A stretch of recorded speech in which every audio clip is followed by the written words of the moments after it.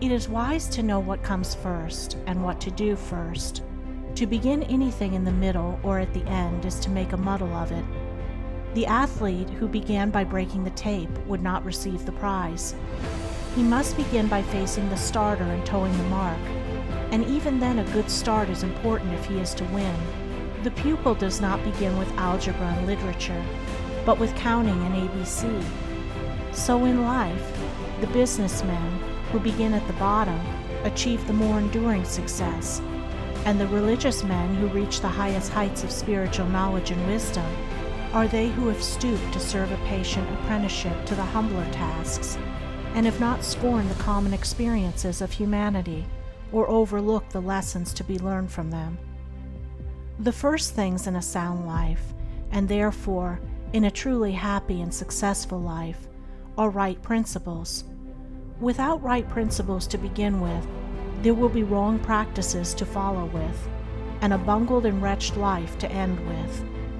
All the infinite variety of calculations which tabulate the commerce and science of the world come out of 10 figures. All the hundreds of thousands of books which constitute the literature of the world and perpetuate its thought and genius are built up from the 26 letters. The greatest astronomer cannot ignore the 10 simple figures. The profoundest man of genius cannot dispense with the 26 simple characters. The fundamentals of all things are few and simple, yet without them there is no knowledge and no achievement. The fundamentals, the basic principles in life or true living, are also few and simple, and to learn them thoroughly and study how to apply them to all the details of life is to avoid confusion and to secure a substantial foundation for the orderly building up of an invincible character and a permanent success. And to succeed in comprehending those principles in their innumerable ramifications in the labyrinth of conduct is to become a master of life. The first principles in life are principles of conduct. To name them is easy. As mere words, they are on all men's lips. But as fixed sources of action, admitting of no compromise, few have learned them. In this short talk I will deal with 5 only of these principles. These 5 are amongst the simplest of the root principles of life, but they are also those that come nearest to the everyday life, for they touch the artisan, the businessman, the householder, the citizen at every point. No one of them can be dispensed with but at severe cost, and he who perfects himself in their application will rise superior to many of the troubles and failures of life, and will come into these springs and currents of thought which flow harmoniously toward the regions of enduring success. The first of these principles is duty. A much hackneyed word, I know, but it contains a rare jewel for him who will seek it by assiduous application. The principle of duty means strict adherence to one's own business, and just as strict non-interference in the business of others. The man who is continually instructing others, gratis, how to manage their affairs, is the one who most mismanages his own.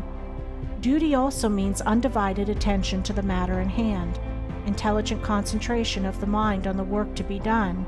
It includes all that is meant by thoroughness, exactness, and efficiency. The details of duties differ with individuals, and each man should know his own duty better than he knows his neighbor's, and better than his neighbor knows his. But although the working details differ, the principle is always the same. Who has mastered the demands of duty? Honesty is the next principle. It means not cheating or overcharging another.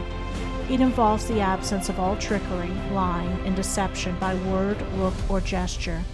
It includes sincerity, the saying what you mean, and the meaning what you say. It scorns cringing policy and shining compliment. It builds up good reputations, and good reputations build up good businesses, and bright joy accompanies well-earned success. Who has scaled the heights of honesty?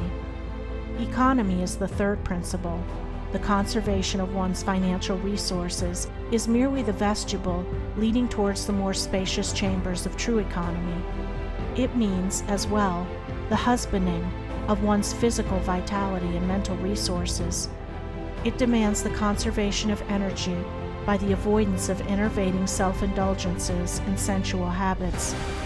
It holds for its followers strength, endurance, vigilance, and the capacity to achieve. It bestows great power on him who learns it well, who has realized the supreme strength of economy. Liberality follows economy. It is not opposed to it. Only the man of economy can afford to be generous. The spendthrift, whether in money, vitality, or mental energy, wasted so much on his own miserable pleasures as to have none left to bestow upon others. The giving of money is the smallest part of liberality. There is the giving of thoughts and deeds and sympathy, the bestowing of goodwill, the being generous towards calumniators and opponents. It is a principle that begets a noble, far-reaching influence. It brings loving friends and staunch comrades, and is the foe of loneliness and despair. Who has measured the breadth of liberality? Self-control is the last of these 5 principles, yet the most important. Its neglect is the cause of vast misery, innumerable failures, and tens of thousands of financial, physical, and mental wrecks. Show me the businessman who loses his temper with a customer over some trivial matter, and I will show you a man who, by that condition of mind, is doomed to failure. If all men practiced even the initial stages of self-control, anger, with its consuming and destroying fire, would be unknown.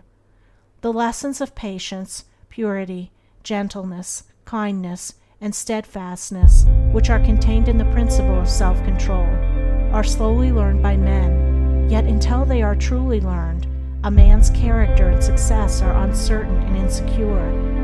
Where is the man who has perfected himself in self-control?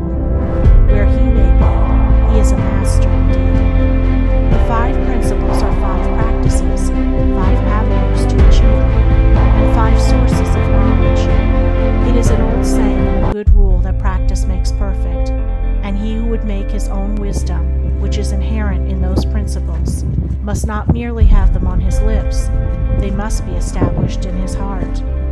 To know them and receive what they alone can bring, he must do them, and give them out